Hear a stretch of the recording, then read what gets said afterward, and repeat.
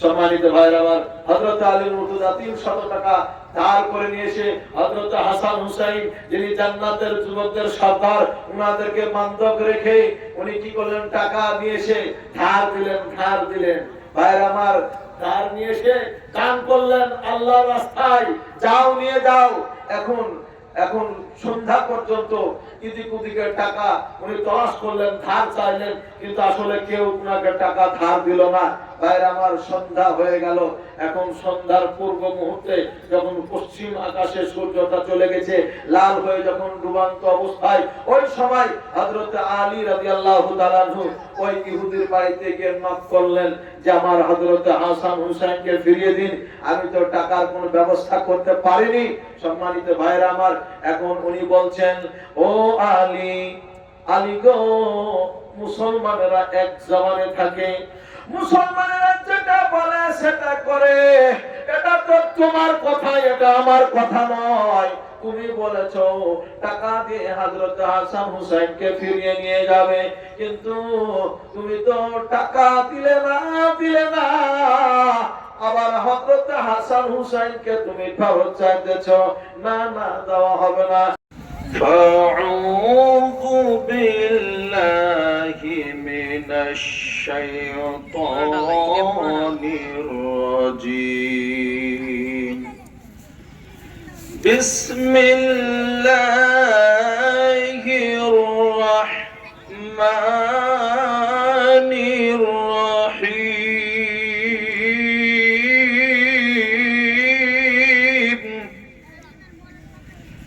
লান তানালুল বিররা হাত্তা তুনফিকু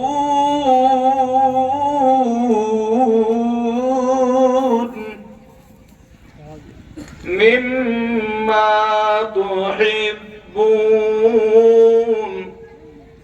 সাদাকাল্লাহুল আযীম।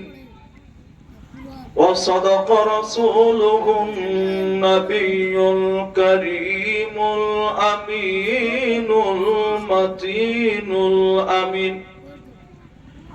ولنحن على ذلك لمن الشاهدين الشاكرين. والحمد لله رب العالمين.